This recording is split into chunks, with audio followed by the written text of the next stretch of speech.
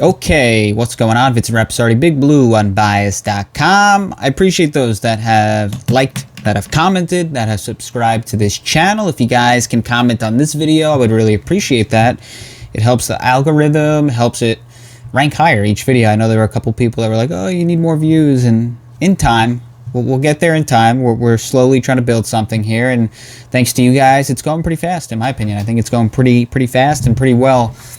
So far, I've had to stop this channel and then start it up again, stop and start. But moving forward, I want to continue to do videos every single day and hopefully multiple videos a day. As many updates as possible. I know you guys have been a fan of the updates, so we'll try and do that. We'll try to do some different analytic film breakdowns. I like to do that. I like to use analytics with film. So we'll definitely do some more interesting stuff moving forward as we get close to the draft and after the draft and as the season starts. So in this video, I want to talk about Kyle Rudolph. There was an interesting situation yesterday where the Giants team doctors thought maybe the Giants shouldn't sign this deal. They shouldn't go forward with this deal or agree. Yes, they shouldn't sign this deal because they agreed to it, but they didn't officially sign at that point because of his foot. The doctors were concerned that his foot, it might be kind of a tough situation, that he's going to need surgery. And he is. He's going to need surgery, but the deal's done. The deal's done. He's going to have surgery, but it looks like he'll be ready for training camp and for the start of the season. So, although it was an injury that didn't look too good in the beginning, it looks like it'll work out just fine for the Giants. So they get their tight end, a guy that they can trust. I think Jason Witten is kind of like the perfect comparison for him. The perfect comparison. Just a veteran tight end that you can trust. Good hands, one drop over the last 3 seasons on 167 targets. So he's someone you can trust to catch the football, known to be a good blocker as well. And the Giants really need that kind of security after Evan Ingram's season last year. Evan Ingram had 11 drops, that crucial drop against Philly.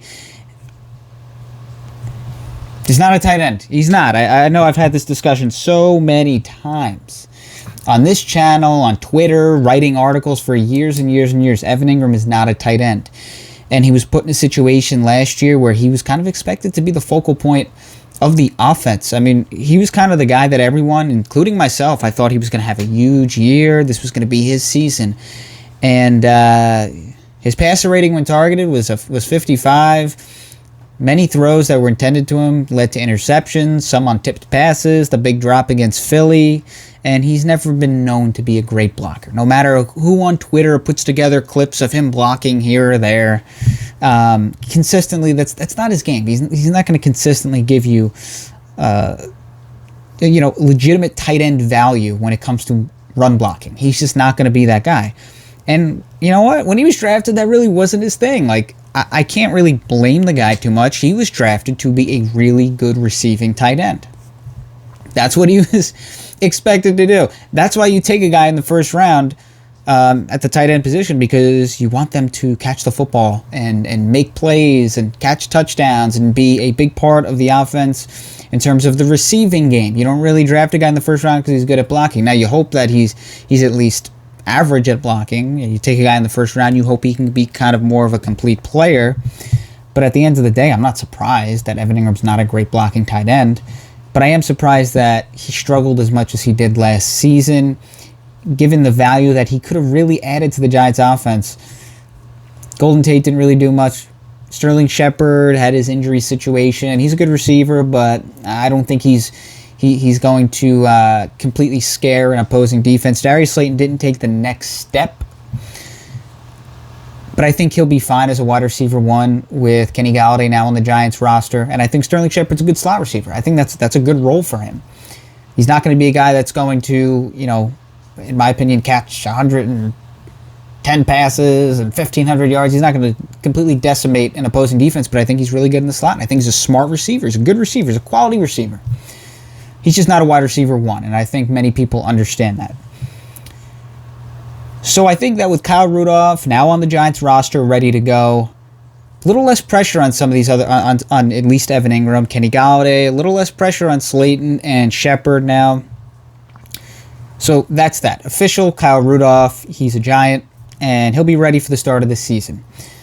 Also, the Giants have made another salary cap move here, another way to save money. They're going to save $7.5 million between the two contracts of Bradberry and Martinez. They restructured their contracts, turned them into signing bonuses for this season, and saved $7.5 million combined on those two contracts. So, a lot of people asked me during some of the live streams that I did, and maybe even some of the comments on the videos, but a lot of people talk about it in general. Where are you going to get the salary cap space? How are you going to sign a Dory Jackson? Or if you want to bring in another player, a veteran player, at least a depth option, how are you going to do that? They don't have any cap space. At this stage with the NFL, it's just like they find ways. They just find ways. In the year 2021, NFL teams, they find a way to create space and restructure deals, do this, do that, turn a signing bonus into this, whatever.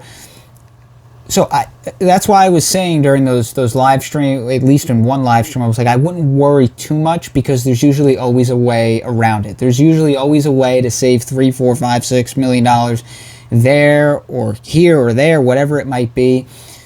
And here you go. Here's another example where they save a good chunk of cap space between two of maybe their best defenders, two of their top defenders, two of their top three at least. You want to put Leonard Williams in that category as well.